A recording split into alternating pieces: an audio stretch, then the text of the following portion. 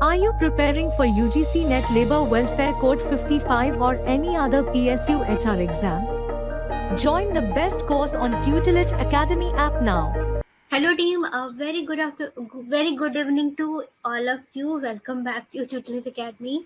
I hope आप सभी अच्छे हो, आप सभी पढ़ाई कर रहे हो. यूनिट 7 के सारे जितने भी एक्ट्स मैं बता रही हूँ समझ में आ रहा है, याद हो रहा है. You are able to grab it in the nerves of your mind. आपको याद हो रही हैं चीजें, सारे एक्ट्स में आपको कंफ्यूजन नहीं हो रहा है. Everything is going well, right?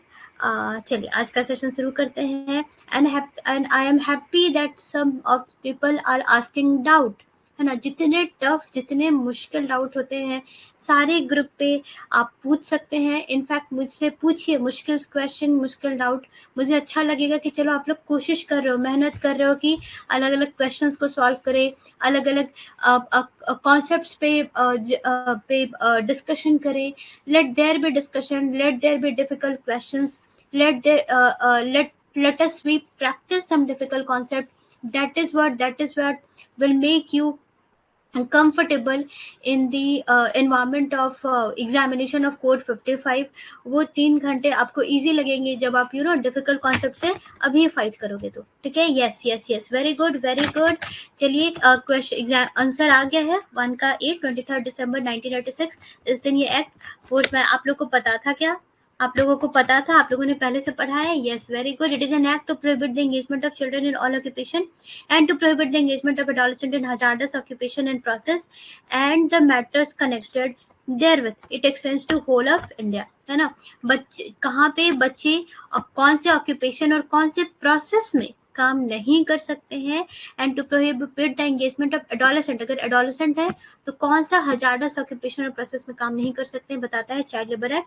चलिए आगे बढ़ेंगे. All over India prior to enactment of this act laws dealing with child labour where children, pledging of labour act, employment of children act, Indian factories act, all of them. कौन सा act deal करता था child labour से इसके पहले? our answer will be all of them. ये तीनों acts में चाइल्ड लेबर ना हो इसके कुछ ना कुछ प्रोविजन थे.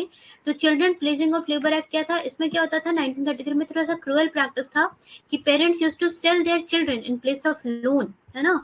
वो अंग्रेजों के जमाने में ऐसा हुआ करता था, लोन काफी ज्यादा बढ़ जाता था तो पेरेंट्स इतने प्रेशराइज हो जाते थे, they used to sell their children.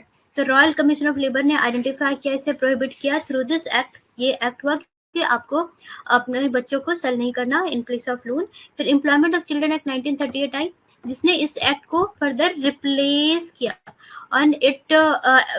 and it was applicable for serious abuses which were not covered in Factors Act 1881. ये जो पुराना वाला फैक्टर्स एक्ट था उसमें बहुत सारी चीजें जो कवर नहीं थी वो एम्प्लॉयमेंट ऑफ चिल्ड्रन एक्ट 1938 ने भी कवर किया, क्योंकि जो ओल्ड फैक्टर्स एक्ट थी उसमें तो पहले चाइल्ड लेबर का कुछ प्रोविजन था ही नहीं, है ना.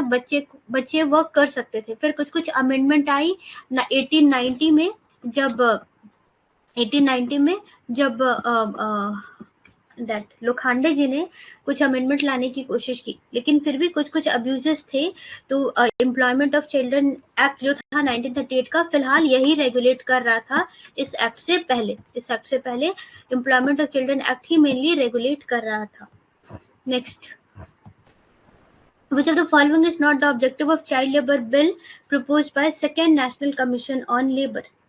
To ensure that no child would be deprived of a future being deprived of education, to ensure children not to work in situation where they are exploited, to prohibit child labor in all employment irrespective of their coverage under the existing act, to tackle the problem of child labor by ensuring universal education. थोड़ा मुश्किल है, एक बार पढ़ के देखिए चारों option. 3 का D आ रहा है. नहीं भाई 3 का डी नहीं है, 3 का सी है. देखिए, to ensure that no child will be deprived, ये दोनों तो सही लग रहा है कि ये दोनों तो बिल में होगा ही होगा. अगर आप सी और डी देखें तो डी में है कि यूनिवर्सल एजुकेशन को इंश्योर करो, तभी तो 6 to 14 ईयर्स ऑफ एज जितने भी बच्चे हैं उनके पास राइट टू फ्री एजुकेशन है इंडिया में, है ना. तो ये है. यहाँ पे देखिए, यहाँ पे कैच क्या है? To prohibit all child in all employment respective, सारे एम्प्लॉयमेंट नहीं. देखिए है ना, जितने भी पार्ट ए ऑफ शेड्यूल है and part B of schedule है, उसमें जो जो चीजें लिखी हुई है बस उसी में ही चाइल्ड लेबर नहीं है, राइट। इन ऑल एम्प्लॉयमेंट्स ऐसा नहीं है, इस एक्ट में जो जो लिस्ट है उसी में ही चाइल्ड लेबर को प्रोहिबिट किया गया है, उसी में ही चाइल्ड लेबर को प्रोहिबिट किया। देखिए आराम से देखते हैं, ठीक है, आराम से देखते हैं। सबसे पहले इस एक्ट को समझते हैं। पार्ट 1 प्रीलिमिनरी है, जिसमें के डेफिनेशंस वगैरह है। पार्ट 2 ऑफ द एक्ट में prohibition of employment of children के बारे में बताया है। तो यहाँ पे देखिए पार्ट 3, तो ये जो एक्ट है वो बता रहा है कि prohibition of employment of children होना चाहिए in certain occupation and process. In every occupation and every process ऐसा नहीं है। Yes, it covers 95% of the occupation and process, but कुछ ना कुछ ऑक्यूपेशन प्रोसेस रह ही जाते हैं। तो यहाँ पे देखिए ऑल एम्प्लॉयमेंट लिखा है ना, ऑल नहीं, जितने कौन से हैं जो कि इस एक्ट के तहत ऑक्यूपेशन और प्रोसेस है, उसी ऑक्यूपेशन और प्रोसेस में ही चाइल्ड लेबर को प्रोहिबिट किया गया है। Power to amend this schedule है सेक्शन 4 में, और सेक्शन 5 है CLTAC, child labour technical advisory committee. फिर part 3 talks about regulation and condition of work of children, जिसमें कि सेक्शन 6 है एप्लीकेशन ऑफ पार्ट 7। अब सेक्शन 7 है hours and period of work, 8 weekly holidays, 9 notice to inspector, 10 dispute as to age, 11 maintenance of register. बहुत छोटा सा, बहुत ये एक्ट जो है ना बहुत छोटा सा। Let's see the PDF. ये जो है ना इसमें देखेंगे 2023 में एक क्वेश्चन आया था मेरे ख्याल से कि 2023 की part 3 of child labour act में क्या है, ये क्वेश्चन आया था, ठीक है। तो पार्ट 1, पार्ट 2, पार्ट 3 आपको याद रखना होगा, और सेक्शंस भी यहाँ पे याद रखने पड़ेंगे। पार्ट 2 प्रोहिबिशन ऑफ एम्प्लॉयमेंट, किस किस ऑक्यूपेशन में, किस किस प्रोसेस में, सेक्शन 3 में दिया हुआ है, very very important. Power to amend schedule section 4 है, सेक्शन 5 सिल्टैक। पार्ट 3 हमारा regulation of condition of work of children आ जाता है। फिर यहाँ पे सारी चीजें हैं, एप्लीकेशन ऑफ दिस पार्ट है ना, तो ये हमारा पता चलेगा। एप्लीकेशन ऑफ पार्ट हम लोग देखेंगे भी सब कुछ। Hours and period of work, weekly holidays, notice to inspector, dispute as to age, maintenance of register, health and safety यहाँ पर है। फिर पार्ट 4 में हमारा पेनाल्टीज है। तो बस यहाँ तक भी आप अगर ध्यान में रखते हैं, और पार्ट 4 पेनाल्टीज है, मिसलेनियस है, ये सब अगर ध्यान में रखते हैं तो हो जाएगा। बस इतने सेक्शन से ही आपका काम हो जाएगा, बन जाएगा, इतने से क्वेश्चन आना चाहिए, ठीक है। प्रीलिमिनरी में फिर डेफिनेशन जो आपको है चाइल्ड का और एडोलेसेंट का डेफिनेशन, जो भी इंपॉर्टेंट डेफिनेशन है मैं यहाँ पे मार्क कर दे रही हूँ। Adolescent, a person who has completed 14 years of age but has not completed 18 years, same as factories act. लेकिन चाइल्ड में फैक्टर्स एक्ट में क्या था, 15 ईयर लिखा हुआ था यहाँ पर, और यहाँ पर एक्चुअली 14 ईयर है। तो ये डिफरेंस है चाइल्ड के डेफिनेशन में फैक्टर्स एक्ट में और चाइल्ड लेबर एक्ट में, वो आपको देखना है। तो child means a person who has not completed his 14 years of age, okay. और उसके बाद वीक, तो आपको पता है वीक हर एक्ट में वही होता है कि beginning at midnight on Saturday night, okay. उसके बाद provision of employment of children in any occupation and process, okay. देखिए पार्ट 3 और पार्ट 2, इन दोनों को अगर आप देखिएगा तो पार्ट 2 बताता है prohibition of employment of children की। पार्ट 2 मेनली डील करता है इस चीज से कि बच्चों को कहाँ कहाँ काम नहीं करना है, और पार्ट 3 किससे डील करता है, पार्ट 3 उस चीज से डील करता है कि कहाँ कहाँ बच्चों का काम कर सकते हैं, राइट। तो पार्ट 3 डील कर रहा है कि regulation of condition of employment of children. तो सेक्शन 6 बता रहा है कि ये पार्ट कहाँ कहाँ एप्लीकेबल है, कहाँ कहाँ अगर बच्चे काम करेंगे तो उनका hours and periods of work कैसा होगा, उनको वीकली हॉलीडेज कब और कैसे मिलेगा, और इंस्पेक्टर को भी नोटिस देना है अगर आपने अपने बच्चे को या किसी भी बच्चे को अपनी एस्टेब्लिशमेंट में वर्क करवाया है। तो part 3 deals with that condition in which children may work in certain occupation और process which is not listed in the schedule। अगर यहाँ पे जो ऑक्यूपेशन और प्रोसेस है उसमें नहीं, इसके अलावा कोई ऑक्यूपेशन और प्रोसेस है जो कि शेड्यूल में लिस्टेड नहीं है, वहां पे पार्ट 3 एप्लीकेबल होगा, ठीक है। वहां पर हमारा पार्ट 3 एप्लीकेबल होगा, करेक्ट, ओके। तो पार्ट 2 ऑफ दैट हमारा बताता है, और पार्ट 2 ऑफ दैट में ऑक्यूपेशन और प्रोसेस जो है, तो ऑक्यूपेशन हमारा इसके फर्दर पार्ट ए में है, पार्ट शेड्यूल ए में है, और शेड्यूल बी में है प्रोसेसेस, जिसमें कि प्रोहिबिशन है, ओके। चलिए आगे देखते हैं, okay. Under the child labour act, a child is one who has not completed his 14 years of age, okay, 14 years.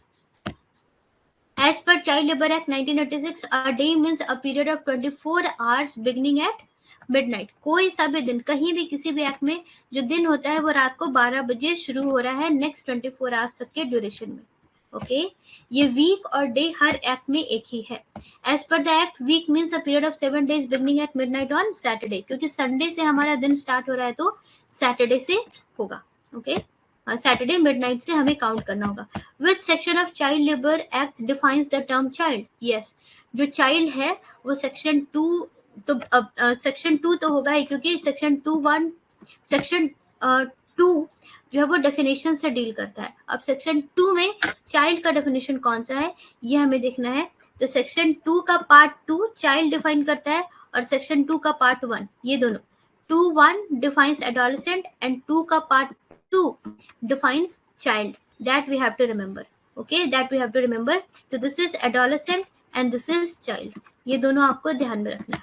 Okay, हाँ, child means a person. और ये वाला definition बहुत अच्छे से देखिए, ये वाला definition काफी अच्छे से देखिए. Who has not completed his 14 years of age or such age as may be specified in the Right of Children to Free and Compulsory Education Act 2009, whichever is more. ठीक है, अभी मान लीजिए कि right of children to free and compulsory education act, ये अगर child के definition को चेंज कर दे और उसे बोले 16 ईयर्स ऑफ एज, हमारा चाइल्ड का डेफिनेशन है 16 ईयर्स ऑफ एज, तो विच एवर इज मोर, तो यहाँ पे चाइल्ड, तो यहाँ पे क्या हो जाएगा, यहाँ पे फिर चाइल्ड का एज जो है वो ज्यादा हो जाएगा 16 ईयर्स. ओके, तो we have to look at the complete definition, है ना, जो कि यहाँ पे भी लिखा हुआ है कि as specified in the right of children to free and compulsory education act 2009. तो चाइल्ड लेबर एक्ट में बहुत तरह के क्वेश्चन पूछे गए हैं, बट इससे अभी तक एक भी क्वेश्चन नहीं पूछा गया है ये वाला पार्ट से. तो मे भी पूछा जा सके, है ना, ये वाला पार्ट से क्वेश्चन नहीं पूछा गया है, इसलिए ना इसको थोड़ा अच्छे से देखेंगे, क्योंकि एक इंपॉर्टेंट चीज से अभी तक यूजीसी नेट ने क्वेश्चन नहीं पूछा है. तो this is very important. As per our constitution, which has supported prohibition of child labour? Can you answer? किसने सपोर्ट किया है प्रोहिबिशन ऑफ चाइल्ड लेबर? चलिए, ये क्वेश्चन तो आप लोगों के लिए है, ये क्वेश्चन आप लोगों के लिए है. Please answer question number 8. ठीक है, इसका आंसर क्या होगा? All of the above, all of the above. Article 24, ठीक है, बिल्कुल ठीक है. Worst form of child labour convention, यह तो नाम ही बता रहा है भाई कि ये तो प्रोहिबिट कर ही रहा है चाइल्ड लेबर को, ये तो बता ही रहा है. ठीक है, minimum age convention, minimum age convention, दिमाग लगाइए, मिनिमम एज कन्वेंशन ये जो है ये पूरे हर एज ग्रुप के लिए है. तो मिनिमम एज कन्वेंशन अगर ये एडल्ट का बताएगा कि सर्टेन ऑक्यूपेशन में एज 18 साल से ज्यादा होना चाहिए, सर्टेन ऑक्यूपेशन में एज 16 साल से ज्यादा होना चाहिए, सर्टेन ऑक्यूपेशन में एज 14 साल से ज्यादा होना चाहिए, तो ये क्यों नहीं? तो ये भी तो प्रोहिबिट करेगा चाइल्ड लेबर को, क्यों नहीं करेगा? मिनिमम एज कन्वेंशन हर तरीके का, मतलब for every group of people ये कन्वेंशन बताता है, तो सबका होगा. देखिए ना, तो एक किस तरीके से सोचना है. हम लोगों ना एग्जाम हम लोग पढ़ लेते सब कुछ और जाते भी है, और लेकिन जो art of choosing the correct answer, even if you have studied the whole syllabus, that also matters a lot, है ना. चलिए देखिए, अब यहाँ पे भी मैंने ये बताया article 24 prohibition of employment of children, very very important है, इसको याद रखिए, है ना. एक तरह का क्वेश्चन बार बार बनता है कि कौन सा डीपीएसपी, कौन सा फंडामेंटल राइट, कौन सा कन्वेंशन किस एक्ट में अप्लाई हो रहा है ना. जैसे इक्वल रेम्यूनरेशन एक्ट में कौन सा डीपीएसपी अप्लाई हो रहा है, तो इक्वल रेम्यूनरेशन एक्ट में आर्टिकल नंबर 39 अप्लाई हो रहा है, equal pay for equal work. तो इस तरह का क्वेश्चन यूजीसी नेट बनाती है, ये पैटर्न देखा गया है. Okay, the prohibition of employment of children in factories, no child below the age of 14 years shall be employed in any factory, है ना. ये आर्टिकल 24 बताता है 14 साल से कम का कोई भी इंसान फैक्ट्री में काम नहीं करेगा, माइन में काम नहीं करेगा, और किसी भी हजारस एम्प्लॉयमेंट में काम नहीं करेगा. मिनिमम एज कन्वेंशन क्या बता रहा है? This fundamental convention sets the general minimum age for admission to employment at work at 15 years, है ना. ये बोल रहा है भाई 15 साल के हो तभी आप काम करोगे, हल्का फुल्का काम है तो 13 साल, हजारस काम है तो 18 साल, और हल्का फुल्का काम है तो 15 साल, और अगर हजारस कंडीशन में बहुत स्ट्रिक्ट कंडीशन है तो 16 साल. तो ये 4 एज जो है 15, 13, 18, 16, ये है under minimum age convention. This you have to remember, है ना. 13 year for light work, 15 year for normal work if the health is okay, 18 year for hazardous work, 16 year for hazardous work under strict condition. Okay, done. चलिए next, which DPSP says that childhood and youth are to be protected against exploitation and against moral and material abandonment. Idea लग सकता है? ABC, ignore D. देखिए यहाँ पे क्या होगा, यहाँ पे आंसर होगा आर्टिकल 39. आर्टिकल 39 मैंने आपको कभी बताया था कि आर्टिकल जो 39 जो है ना, इसे शॉर्ट फॉर्म में तो हम बोल देते हैं कि equal pay for equal work, लेकिन article 39 overall equality, overall justice की बात करता है ना. कभी किसी सेशन में मैंने बताया है लास्ट 2-3 दिन में. तो आर्टिकल 39 में काफी चीजें कवर होती है. देखिए आर्टिकल 39 में क्या क्या चीज है. तो आर्टिकल 39 बताता है कि हर पर्सन के पास इक्वालिटी और जस्टिस होना चाहिए, इसीलिए equal pay for equal work होना चाहिए, इसीलिए हर किसी को इक्वल अपॉर्चुनिटी मिलनी चाहिए, और हर इंसान जो है वो एक हेल्दी तरीके से ग्रो करे, हर इंसान को एक जो भी वो एक हेल्दी इन्वायरमेंट डिजर्व करता है, एक फ्रीडम डिग्निटी डिजर्व करता है, हर इंसान को मिले, ये आर्टिकल 39 बताता है. तो इसमें चिल्ड्रन भी इंक्लूड हो जा रहे हैं, है ना. तो children are given opportunities and facilities to develop in a healthy manner and in condition of freedom and dignity that childhood and youth are protected against exploitation and against moral and material abandonment. तो article 39 में ये भी है ना. Article 39 में ये भी है, children are given opportunities and facilities ताकि वो अच्छे से डेवलप हो सके. ठीक है, let's see article 39 of Indian constitution. Let's study that. Article 39 अगर हम देखें, है ना, देखिए तो इसमें कितने सारे पॉइंट्स हैं. Read it, it's very important. Article 39 DPSP आपके लिए बहुत ज्यादा जरूरी है. आर्टिकल 39 में ABCDEF 6 पॉइंट है ना, 6 पॉइंट है. तो आर्टिकल 39 का पहला पॉइंट है, men and women equally have the right to adequate means of livelihood. The ownership and control of material resources of community are so distributed as best to serve the common good. है ना, common good के लिए सारा control और ownership proper distributed होना चाहिए, ना कोई बहुत ज्यादा अमीर हो, ना कोई बहुत ज्यादा गरीब हो. कंसंट्रेशन ऑफ वेल्थ नहीं होना चाहिए. Equal pay for equal work for both men and women, ये एक्चुअली आर्टिकल 39D है, equal pay for equal work. ठीक है, इक्वल रेम्यूनरेशन एक्ट में हम याद रखेंगे आर्टिकल 39D है, equal pay for equal work. Health and strength of worker men and women and the tender age of children. देखिए children भी है यहाँ पे, are not abused and that citizens are not forced by economic necessity to enter avocations unsuited to their age और strength. है ना, अगर as और स्ट्रेंथ आपका कंप्लाई नहीं कर रहा है तो you will not work to damage your age और स्ट्रेंथ. है ना. फिर यहाँ पे देखिए children are given opportunities facility to develop in a healthy manner. Okay, तो यहाँ पे आर्टिकल 39 में इतनी सारी चीजें हैं, not only equal pay for equal work. Next, Which of the following is true about गुरुपद स्वामी कमेटी. तो एक कमेटी आई थी गुरुपद स्वामी कमेटी 1979 में, गवर्नमेंट ऑफ इंडिया ने अपॉइंट किया था. ठीक है, और इसने फोकस किया, इसने बोला था एक्चुअली कि एक सीलटैक होना चाहिए, चाइल्ड लेबर एडवाइजरी बोर्ड होना चाहिए, और इसी के बेसिस पे जो सीलटैक बनी है, child labour technical advisory committee, ये गुरुपद स्वामी कमेटी के रिकमेंडेशन पे ही बनी है. It focused on fixation of minimum age to enter in any establishment. है ना, ये बताता है कि क्या होना चाहिए, और इसने एक बहुत ही अच्छा ये भी बताया कि एजुकेशन पॉलिसी होनी चाहिए based on local craft requirement. है ना, जो भी लोकल क्राफ्ट है उसके हिसाब से भी हमारा एजुकेशन सिस्टम में उन सब की भी प्लेस होनी चाहिए. फर्नीचर का काम हो गया, पेंटिंग का काम हो गया, वर्निशिंग का काम हो गया, तो वो सब भी हमारे एजुकेशन सिस्टम में कहीं ना कहीं होना चाहिए कि कोई अनएम्प्लॉयड ना रहे भाई. है ना, तो ऑल ऑफ द अबव है इसका रिकमेंडेशन. ओके, तो on it's recommendation child labour advisory board came into existence in 1981 और लेबर मिनिस्टर इसके चेयरमैन थे, जो अभी सिलटैक है. It suggested legislative and welfare measures for working children to review progress and recommend industries where child labour should be eliminated. ठीक है, तो बस वही है कि 1979 में इसने अपना रिपोर्ट दिया था. फिर बाद में तो एक्ट तो बना हमारा 1986 में, लेकिन एक्ट से पहले चाइल्ड लेबर एडवाइजरी बोर्ड बनी, उसके बाद एक्ट बना. ओके, तो गुरुपद स्वामी कमेटी मतलब ये जो है ना वो इस एक्ट के हिस्ट्री वाले पार्ट में आ जाएगा. Next, part A of the schedule specifies occupation. बहुत आसान है ना. ए बताता है occupation in which children of less than 14 years is prohibited. और part B of the schedule, यहाँ पे जो शेड्यूल है चाइल्ड लेबर एक्ट में एक ही शेड्यूल है जिसके 2 पार्ट है, पार्ट ए और पार्ट बी. पार्ट बी बताता है कौन सा प्रोसेस होगा. यहाँ पे एक्चुअली एडिट करना मैं भूल गई, यहाँ पे प्रोसेस होगा, process in which employment of children less than 14 years is prohibited. Both are true. Bhavna समझ गए आप लोग, part A occupation, part B process.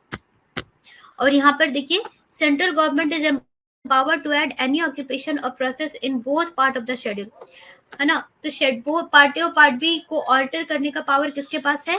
Central government के पास है, जिसके लिए वो 3 महीने पहले ऑफिशियल गैजेट में नोटिस भी देगा central government. That we can see here as well, that we can see here as well. अब आपको समझ में आ रहा है ये वाला जो है ना, इसका एप्लीकेबिलिटी सेक्शन 3 का एप्लीकेबिलिटी शेड्यूल ए और शेड्यूल बी में है, ठीक है, मतलब पार्ट ए और part B of the schedule में है, ठीक है। Power to amend the schedule A किसके पास है? ये सेंट्रल गवर्नमेंट के पास है, ठीक है। और सिलटैक्स किसमें? सेक्शन 5 में है। ये सेक्शन 4 सेंट्रल गवर्नमेंट को एम्पावर कर रहा है कि वो शेड्यूल को अमेंड कर सके, डन। और सेक्शन 5 इज टॉकिंग अबाउट सिलटैक्स के बारे में भी हम लोग आगे पढ़ेंगे, ओके। लेट्स सी, हाँ यहाँ पर आ गया, which is not true about CLTAC. Can we answer? It is defined in section 5. बिल्कुल सही है। It is empowered by central government.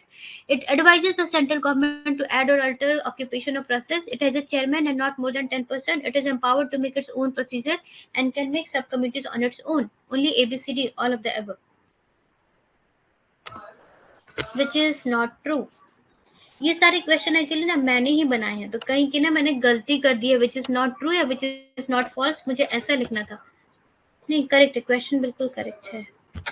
चलिए इसका आंसर क्या हो जाएगा? इसका answer all of the above होना चाहिए, विच इज नॉट फॉल्स होना चाहिए भाई। सॉरी, ये सब क्वेश्चन, बहुत सारे क्वेश्चन मैंने खुद बनाए हैं, तो और जानबूझ के ना मैंने ये नॉट वाला टर्म मैं बार बार यूज करती हूँ ताकि आपको कंफ्यूज कर सकूं। एग्जाम में ऐसा काफी बार रहेगा, तो वहां पे ना स्ट्रेट माइंड स्टेट वर्क नहीं करता, तो यहाँ पे गलती हो जाती है। तो I should have written which is false, sorry for, मतलब which is not false, sorry which is true, यहाँ पे मुझे लिखना था which is true, sorry for that. तो हमारा आंसर हो जाएगा ऑल ऑफ द अबव। सारे पॉइंट्स यहाँ पे सही है। तो सिलटैक के बारे में आप लोग नोट्स बनाएंगे तो ये सारे पॉइंट्स ऐड करेंगे। It is defined in section 5। Central government he empower he add कर सकता है ऑक्यूपेशन ऑफ प्रोसेस। सिलटैक के कॉन्स्टिट्यूएंट पे एक चेयरमैन होता है और 10 लोग होते हैं जो कि सेंट्रल गवर्नमेंट ही अपॉइंट करता है। तो CLTAC is totally controlled by central government. It is empowered to make its own procedure and can make committees and subcommittees on its own, है ना। तो सिलटैक बहुत इंडिपेंडेंट होता है, जब जितनी मन करे उतनी कमिटीज और जब जितनी जरूरत पड़े उतनी सब कमिटीज सिलटैक बनाता है। All of them. Okay. Next, which is wrong about hours and periods of work as described by the Act? Question number 13. Section 7. Section 6 क्या बता रहा है? Application of this part. Application of this part कौन कौन से process और occupation में है जो कि पार्ट 2 में नहीं है। फिर hours and periods of work, तो hours and periods of work हमारा है spread over will be 5 hours a day. It is mention spread over will be 6 hours a day. तो फैक्टरीज एक्ट में याद है, फैक्टरीज एक्ट में spread over 5 hours a day है, 4.5 hours काम करेगा और हाफ एन आवर रेस्ट। लेकिन चाइल्ड लेबर एक्ट में बताता है कि स्प्रेड ओवर हमारा 6 आवर्स होगा, 6 आवर्स का स्प्रेड ओवर होगा। रेस्ट हमको 1 घंटा मिनिमम देना है बच्चे को, रेस्ट मिनिमम 1 घंटा देना है। Period of work before rest to be minimum 3 hours, ठीक है। तो 3 घंटे का काम दिया, फिर 1 घंटे का रेस्ट और टोटल स्प्रेड ओवर 6 घंटे का हुआ, तो फिर 2 घंटे का काम किया। तो टोटल जो 6 घंटा है वो इस तरीके से डिस्ट्रीब्यूट होगा, ठीक है। और ये जो 1 घंटे का रेस्ट मिनिमम होना ही चाहिए।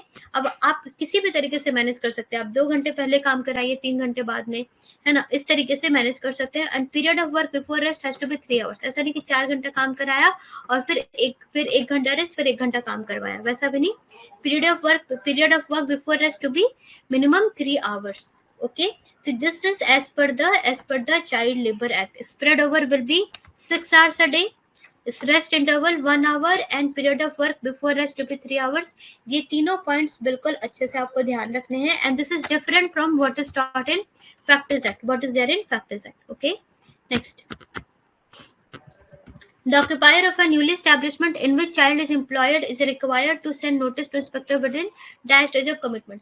अब अगर आपका कोई establishment है जिसमें ऐसा काम हो रहा है जो कि पार्ट ए और पार्ट बी में नहीं है, वहां इसलिए आपने चाइल्ड को रखा है, तो आपको क्या करना पड़ेगा, आपको इंस्पेक्टर को नोटिस देना पड़ेगा कि भाई मेरे जो एस्टेब्लिशमेंट है उसमें इतने चाइल्ड हैं जो कि काम कर रहे हैं और मैं as per child labour act ही काम करा रहा हूँ। उनको मैक्सिमम 5 घंटे ही एक दिन में काम करने हैं अंडर 2 शिफ्ट्स, है ना, और आपको नोटिस भेजना है with in 30 days of commitment. With in 30 days of commitment आपको नोटिस भेजनी है।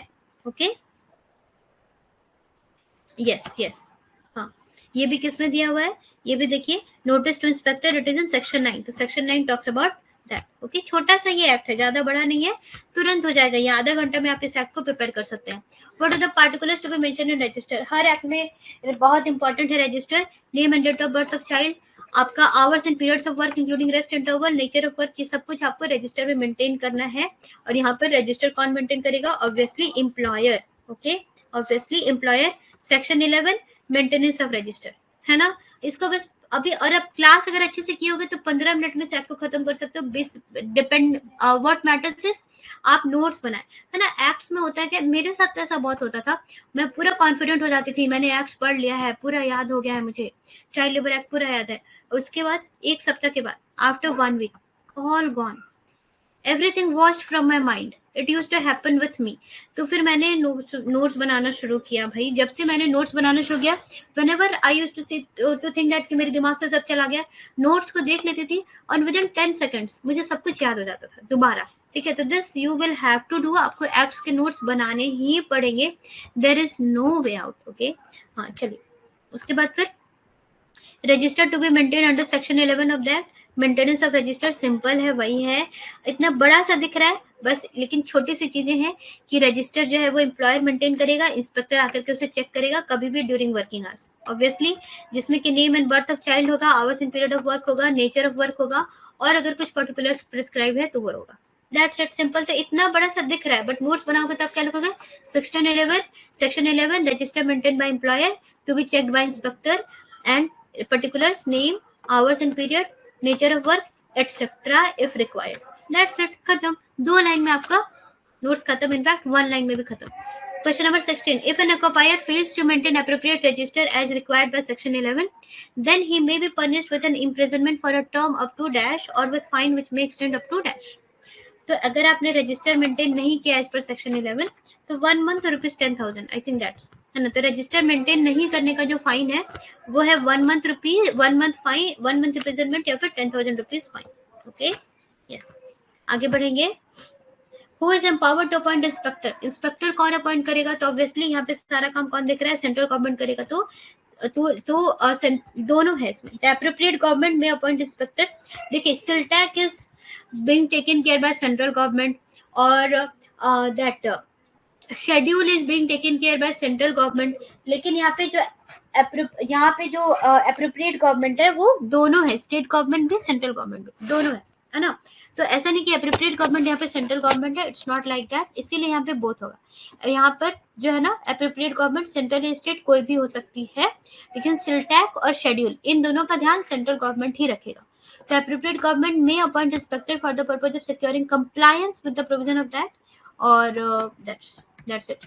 इतना पेनल कोड वगैरह आपको याद नहीं रखना है, बस आपको मेन मुद्दा याद रखना है। ओके, चलिए आगे बढ़ते हैं। To whom shall the case be initially referred by the inspector in case any question regarding the age of child permitted to work in an establishment? अब होता क्या है कि हर बच्चे का बर्थ सर्टिफिकेट तो होता नहीं, बहुत सारे बच्चे ऐसे होते हैं जिनका बर्थ सर्टिफिकेट नहीं होता, तो उनको क्या होता है कि बस फिजिकली चेक करके भी कई बार एक हॉस्पिटल में चेक कराते हैं, और प्रिस्क्राइब्ड मेडिकल अथॉरिटी से चेक कराते हैं कि भाई इसका एज क्या हो सकता है, और क्या ये पर्टिकुलर वर्क के लिए ओके है कि नहीं, है ना। तो कई बार ऐसा भी होता है। तो वही अगर डिस्प्यूट हो रिगार्डिंग एज की 14 साल का है कि नहीं या 16 साल का है कि नहीं, तो क्या करना पड़ेगा? तो इंस्पेक्टर जो होता है ना, वो प्रिस्क्राइब्ड मेडिकल अथॉरिटी के पास जाता है टू असर्टेन द एज, है ना, टू असर्टेन द एज। जब श्योर नहीं, आपको कैसे पता चलेगा कि 14 साल का है कि नहीं, 15 साल का है कि नहीं? तो you will be needing birth certificate और एनी डॉक्यूमेंट, और कई बार बच्चे के पास नहीं होता कोई भी डॉक्यूमेंट या ऐसा कोई प्रूफ, है ना। वो बस अब गैस वर्क से बताते हैं कि हाँ अब 10 साल पहले ऐसा हुआ था, तब वो हुआ था, मतलब पेरेंट्स ऐसे ही कुछ कहानी बताएंगे, बट एग्जैक्ट डेट या टाइम नहीं बता पाते। ओके, कोई प्रूफ नहीं रहता। तो प्रिस्क्राइब्ड मेडिकल अथॉरिटी के पास इंस्पेक्टर जाता है to ascertain the age. Okay, most important section 3 is most important, जहां पे बताया गया है कि बच्चों को किस ऑक्यूपेशन और प्रोसेस में काम नहीं करना है, तो सेक्शन 3 आप कॉन्ट्रावीन करोगे तब तो भाई बहुत बड़ी बात है ना। तो shall be punish with minimum this and which may extend up to dash of imprisonment. ये मुझे याद नहीं है, मुझे कभी भी पनिशमेंट्स याद नहीं रहते, मेरा बहुत बड़ा चैलेंज था, आई होप आप लोग याद कर सको। तो ये होगा 3 months एंड मैक्सिमम 1 year। तो मैंने नोट्स बनाया था एक्चुअली, मैं जब एग्जाम था ना तो एग्जाम के 1 week बिफोर एग्जामिनेशन मैंने सारा पनिशमेंट्स याद किया था, क्योंकि मुझे पता था मुझे याद तो रहता नहीं है। तो एग्जाम के 1 week पहले मैंने बनाया था, और वो फिर उस समय बिल्कुल रट करके मुझे जा करके वहां पे लिखना पड़ा था। और इनफैक्ट उस समय पनिशमेंट्स काफी आए भी थे, अब तो नहीं आते, बहुत रेयर आते हैं पनिशमेंट, बट आ भी सकता है, यू नेवर नो। आपको हर एक्ट का 1-2 पनिशमेंट तो याद रखना पड़ेगा मेजर, बाकी बहुत ज्यादा ग्रिल करके पनिशमेंट पे क्वेश्चन नहीं आते, बट 1-2 मेजर पनिशमेंट पे क्वेश्चन आ सकते हैं। 3 months ऑफ इम्प्रिजनमेंट 3 months से लेके 1 year तक एक्सटेंड होता है। Okay, yes. पेनाल्टीज कौन सा पार्ट में है? पेनाल्टीज सेक्शन 14 से स्टार्ट हो रहा है, और पेनाल्टीज हमारा सेक्शन 14 से स्टार्ट हो रहा है, जो कि पार्ट 4 मिसलेनियस में है। ओके, ये फ्रेमवर्क आपको याद रखना है, very important. Next, the day specified in notice as a weekly holiday for a child shall not be altered by the occupier more than once in।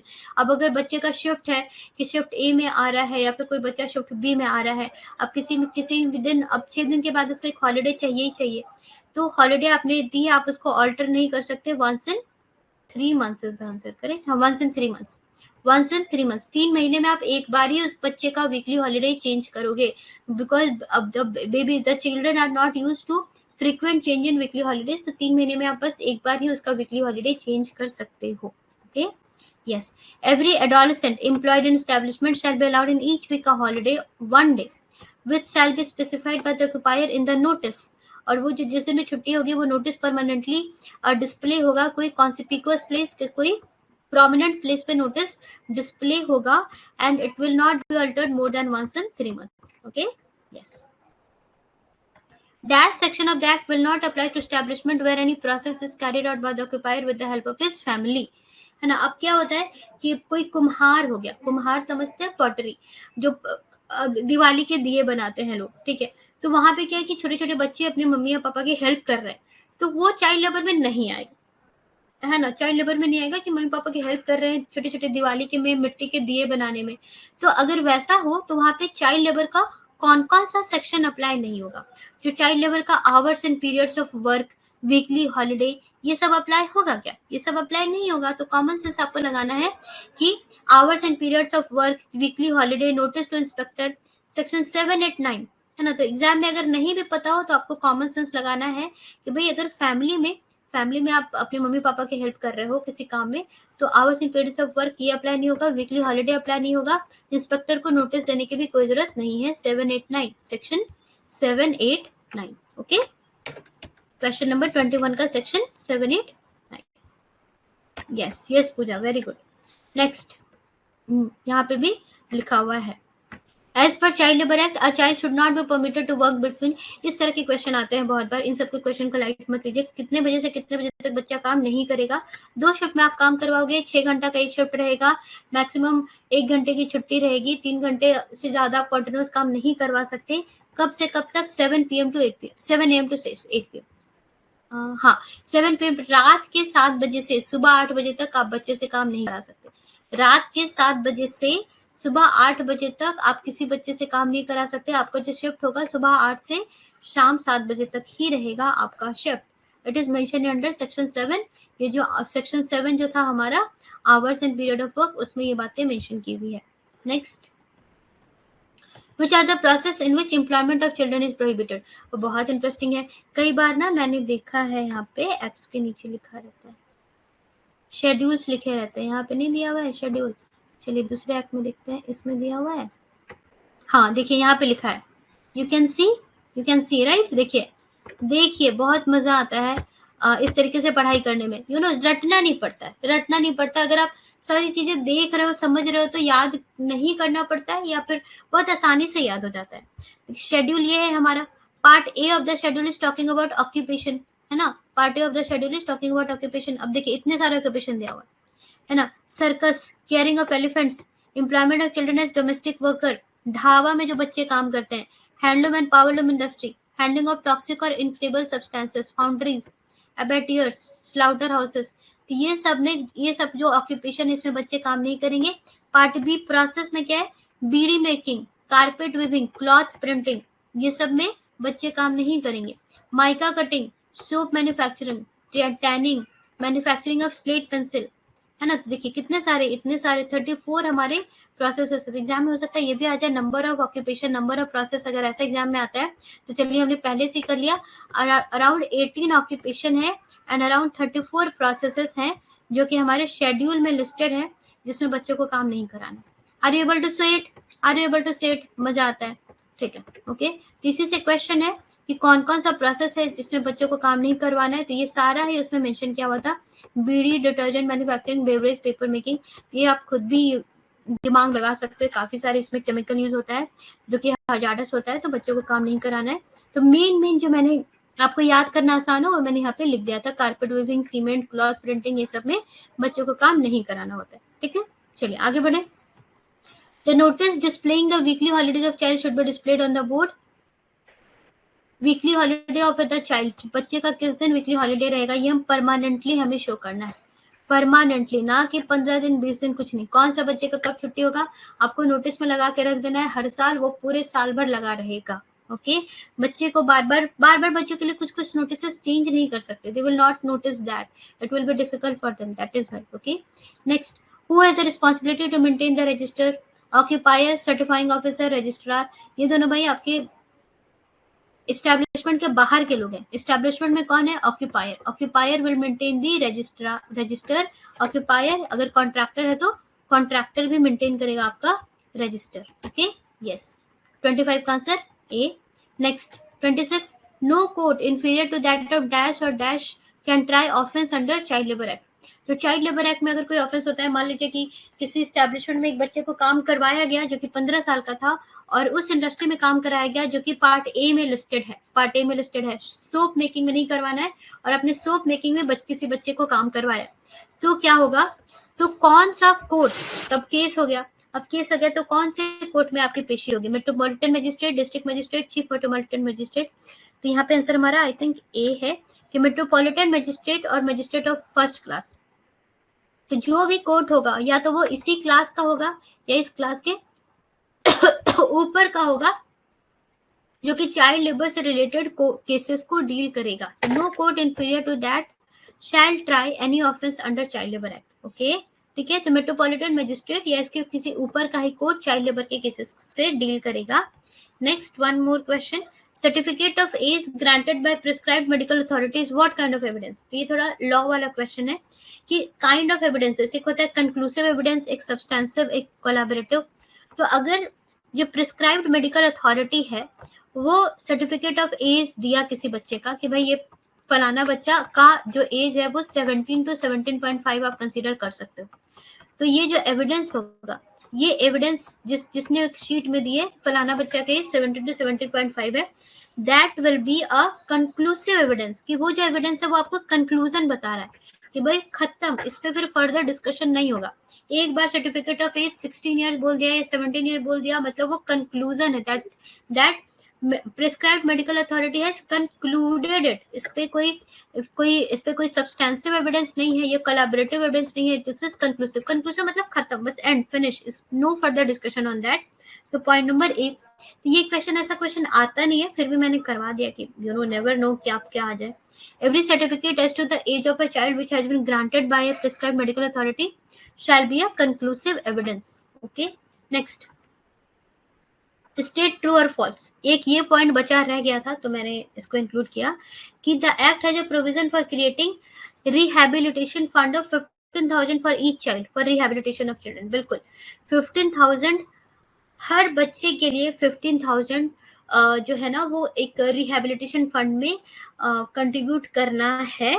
ये कंट्रीब्यूशन कहाँ से आएगा, स्टेट गवर्नमेंट भी देगा, और जो फाइन्स लगते हैं ना एम्प्लॉयर पे फाइन्स लगते हैं वहां से भी ये फंड आता है। ये बिल्कुल सही है, ये बात बिल्कुल सही है। देखिए section 14B talks about child and adolescent labour rehabilitation fund 14B। Let's see,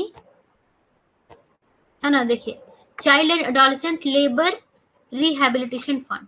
Okay, so what this fund talks about? The appropriate government shall constitute a fund in every district. Her district में एक fund distribute होगा, एक fund create होगा. कहाँ से? To which the amount of the fine realised by employer, है ना, जो भी एम्प्लॉयर से जितना भी फाइन हम लेंगे वो फाइन को इस फंड में डालेंगे, और उसके बाद उसके अलावा एप्रोप्रिएट गवर्नमेंट भी 15,000 रुपये क्रेडिट करेगी. ओके, और फिर वो जो अमाउंट होगा वो बैंक में डिस्ट्रीब्यूट होगा, और चाइल्ड के फेवर में ये अमाउंट जब भी होगा तो क्रेडिट किया जाएगा. ओके, तो ये है हमारा child and labour adolescent fund section 14B. You have to remember it. तो उसकी इंपॉर्टेंट चीजें मैंने यहाँ पे लिखी है ना. The same thing I have written. Amount of 15,000 rupees for the fund for each child or adolescent for whom the fine has been credited under subsection 1. ठीक है, तो ये हमारे चाइल्ड लेबर का लास्ट क्वेश्चन था. तो मेरे ख्याल से चाइल्ड लेबर एक्ट में जितनी भी इंपॉर्टेंट चीजें थी मैंने सब कुछ करवा दिया है. I hope it will help you a lot. And now I will be ending the session. I hope आपको ये सेशन अच्छा लगा. DOCW एक्ट हम लोग कल करेंगे, आप रिवाइज कर सकते हो. या I will be ending the session now. Thank you all for your time. Yes, thank you all. Thank you. Are you preparing for UGC Net Labor Welfare Code 55 or any other PSU HR exam?